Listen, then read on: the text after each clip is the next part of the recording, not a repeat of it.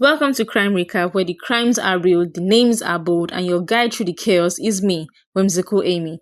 This week we've got it all. A court showdown with the EFCC, horrifying allegations of abuse, murder charges across Lagos, and a young woman caught running bullets instead of errands. First up, we head to Ogun State, where a sting operation unearthed more than just minerals. It also exposed an illegal mining ring with international suspects in the spotlight. The Economic and Financial Crimes Commission (EFCC) in Lagos arrested 2 Chinese nationals and 6 Nigerians in Ogun State for illegal mining.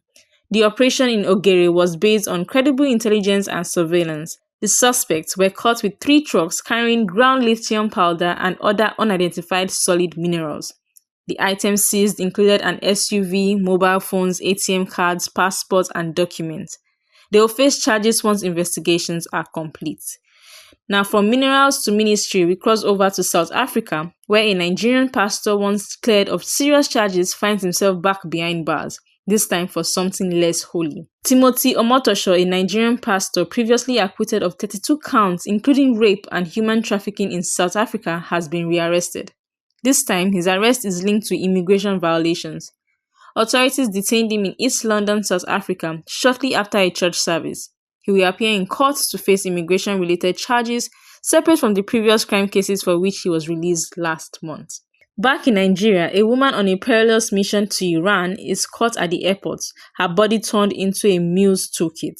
The NDLEA operatives arrested Nyesekin Miracle Obeyi at Port Harcourt International Airport as she attempted to smuggle cocaine to Iran. Disguised in a hijab, she had concealed drugs in her private parts, handbag with a false bottom, and had swallowed 67 pellets.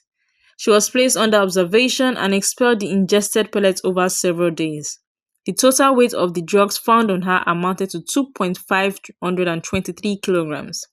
And just when you thought it couldn't get bolder, NDLEA collars a British repeat offender at Lagos Airport, caught with over 37 kilograms of loud-packed trouble. The British national Campbell Slipher, 22 years, was arrested by NDLEA at Lagos Murtala Mohammed International Airport with 37.6 kilograms of loud cannabis. He arrived from Thailand via Doha and carried 35 parcels of the drugs in 2 suitcases. Slipher, a repeat offender previously convicted in the UK for drug trafficking and robbery, claimed he was recruited in London to courier the drugs into Nigeria. Now let's shift from borders and buzz to the courtroom, where a judge gavel just delivered a blow to the EFCC's credibility in a case that started with a bribe and ended with a scandal. The Ikeja Special Offences Court has ordered the EFCC to return $20,000 to Olalekan Abdul, which had been collected as a bribe by one of his operatives in 2019. The bribe was intended to kill a case against Abdul and his co-defendant, Azubuike Isekenwe, both of whom were recently acquitted of fraud and forgery charges. The case had originally been pursued at the behest of a nominal complainant, Prince Ndule, whose legitimacy was later questioned. The court also ordered the release of 10 million naira bail surety funds. The EFCC operative who demanded the bribe was caught in a sting operation but was allegedly protected by the then chairman, Ibrahim Magu. Now, while justice plays out in courtrooms, horror unfolded in homes. 2 Lagos fathers are now in custody for the unthinkable crimes allegedly committed against their own daughters. 2 men have been arrested in Lagos for allegedly sexually abusing their daughters in separate incidents. In Surulere, a 39-year-old man was reported by his wife for defiling their 12 and 14-year-old daughters. In Amukoko, a 48-year-old man allegedly raped his 16-year-old physically challenged daughter repeatedly and was caught in the act. Both cases have been confirmed by the Lagos Police Command and medical evaluations are underway as the investigations continue. And on the streets of Lagos, violent confrontations turned fatal from a deadly punch in a lounge to mob justice gone wrong, and a lover's quarrel that ended in tragedy. The Lagos Police Command has arrested 4 suspects involved in different murder cases in Sango Tedo, Ajegunle, and Ijegun. In Sango Tedo, a man was punched to death during an argument.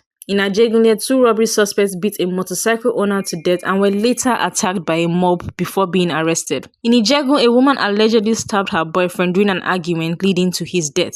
Investigations are ongoing and all suspects will be charged to court. Before we dive into our final headline, don't forget to like, subscribe, and share this episode of Crime Recap. And of course, click that notification bell so you never miss a moment of the madness.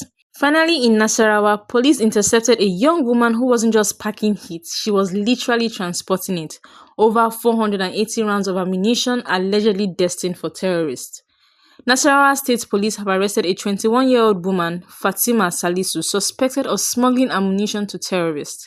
Acting on intelligence, police intercepted her in Lafia as she attempted to transport 481 rounds of 7.62mm ammunition through areas known for terrorist activity in Katsina State.